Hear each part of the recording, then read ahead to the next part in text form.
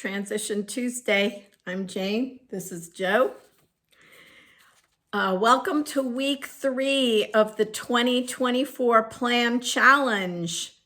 Joe and I have been working to jumpstart some of the best life planning that we need to do in this first year of Joe being out of school, and we're sharing our process with you. PLAN is actually an acronym for prioritize, learn, assess, and navigate. I will put the link to the video playlist for all of the PLAN videos in the description so you can find those videos. But today we are going to look into the process of assessment. So you're probably thinking, well, assessment seems like a pretty heavy duty in the woods kind of term. But if you think about it, you're always assessing. Like when you test the bath water to see if it's the right temperature, you're assessing. Assessing is an important part of the things that we do without even thinking about it on a daily basis. But assessment, when it comes to transition planning, has a much deeper research-based process. And I'm going to share some of that with you, not to scare you or overwhelm you, but so that you'll be more ready to be a good part of an IEP team or an ISP team, or my cat is like right at the camera. He's assessing my progress on this video right now. Anyway, so here are some questions that a transition specialist would prompt an individual to ask themselves if they were doing a formal assessment for an IEP or ISP or employment training program. So these are the questions that they would be asking Joe if they were doing an assessment with him. Parents, caregivers, direct support people are not always in the room when these assessments are being done. So I wanted you to know a little bit about it so you could not only integrate these research-based ideas into your own planning at home, but also understand the process that happens outside of your home in schools and at other places. So anyway, here are the questions. What do I want in life now and in the future? Big question.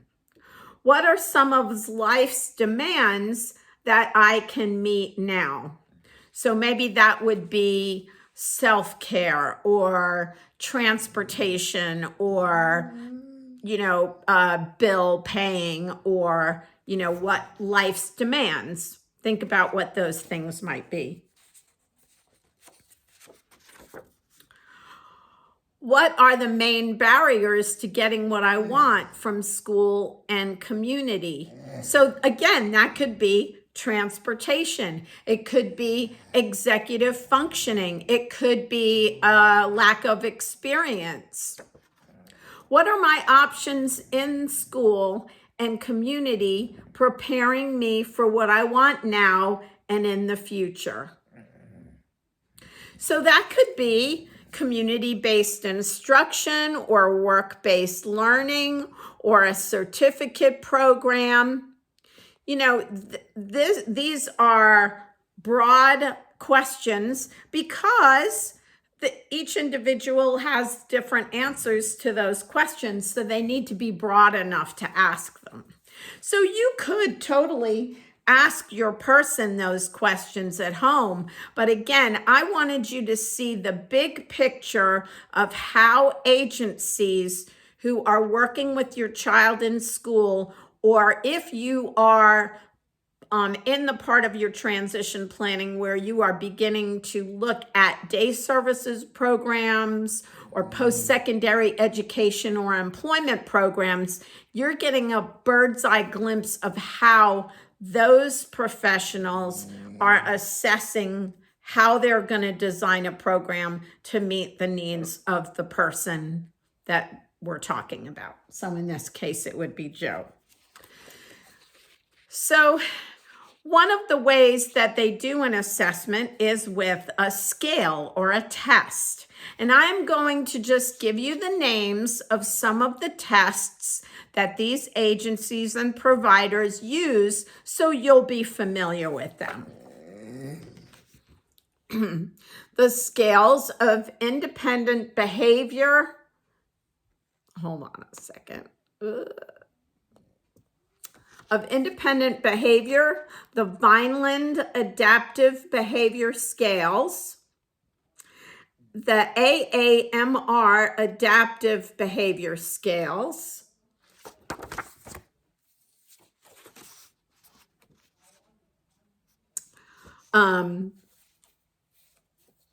the Inventory for Client and Agency Planning, ICAP, Differential Aptitude Test, Armed Services Vocational Aptitude Battery, or the ASVAB. So depending on the kind of post-secondary program, obviously the Armed Services one would be for a young person who's maybe in JROTC and looking at going into the military.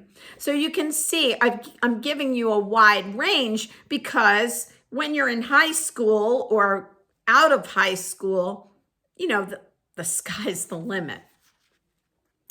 Inventory of relevant abilities, the OASIS 3 Aptitude Survey, the Wyson Test of Mechanical Aptitude, and Bennett's Mechanical Comprehension Test. So these are all tests that that are used for a person with a disability. And it depends. Obviously, the range is pretty wide. Really, personally, the only one I was very familiar with was the Vineland's test, and that's what a lot of school districts in Georgia, anyway, use. So why, you might be wondering, why did we use the term assessment in our plan challenge? Families are dealing with day-to-day real life. We don't really have anything to do with these formal processes, but we can align our planning with these research-based proven processes. So one thing that all of these assessments have in common is they all boil down to 3 questions. The 3 questions are, in the areas of education and training, what does this person need in the area of education and training? What does this person need in terms of employment planning and experience? And what does this person need for independent and adult living skills? That's it. All of those things that I told you about boil down to those 3 questions. So let's talk about that for a little bit. Think about your week 1 plan priorities, the first part. I bet some of those fall under some of those 3 questions. What about week 2 learning? What have you learned to help support those goals? If you're still in high school, talking about the education question, are you on track to graduate? What will you need to learn in school to do what you dream of when you complete your high school career?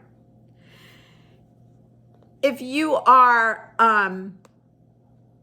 if you've completed your education and have no plans for, a technical school, then you're going to be more focused on you're going to be more focused on the employment planning and experience question. Let's somebody like Joe. He is not planning to go to a college or a post-secondary education program. So we would look at employment and planning and experiences. And when I say experiences, that could include volunteering. So for somebody who, has barriers because of, restrictions on the amount of income you can make because of Social Security disability services. I mean, that's a real thing. Or somebody who needs a lot of support and might be a difficult sell for a hire, you want to work on volunteering experiences. So in school, it could include work-based learning. But outside of school, think about places like your church, your community. Assess what you need to get where you need to be.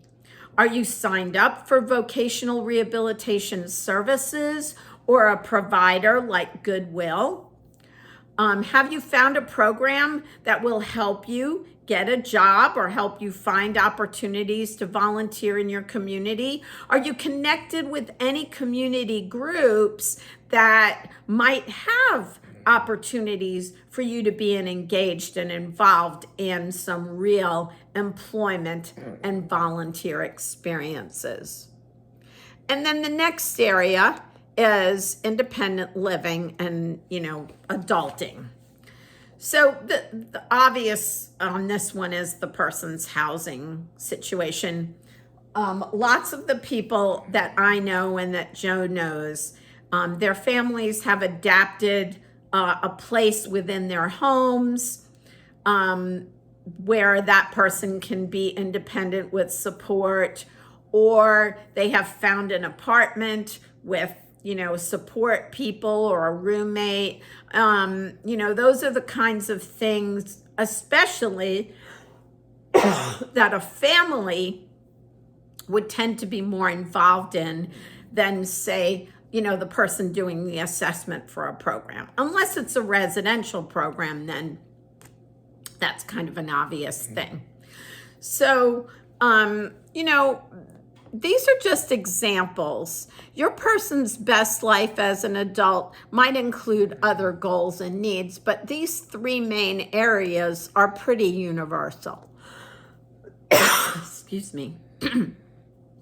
So next, I hope that if you've been with us week 1 and week 2, and now we're on week 3 together. Thank you, first of all. But if you've been with us, I hope you've been writing things down, either on a calendar or making a wish list, or, doing some things to be able to look back and say, oh yeah, I was going to check into this program, or this person that I emailed never emailed me back. I'll check back in with them. Or, gosh, I'm so glad we did blah, blah, blah. It's so important to keep track of what you're doing. If you're trying to lose weight, you have to weigh yourself, right? You have to know where you started or how your clothes are fitting. There has to be some way that you can keep track of whether or not you're making progress. So I encourage you to find a way to, keep track of what you're doing for the plan challenge. And if you'd like to share it with us, oh my gosh, we'll have a party. But, we just really want to support you in making 2024 your best year yet and getting ready for life after school, or if you're already out of school, making your best life planning be the best it can be. So we appreciate you coming. Next week is the 4th of our 4 series videos, and it's on navigate, right? We're going to navigate the waters of planning. And thank you so much for joining us. We'll see you next time.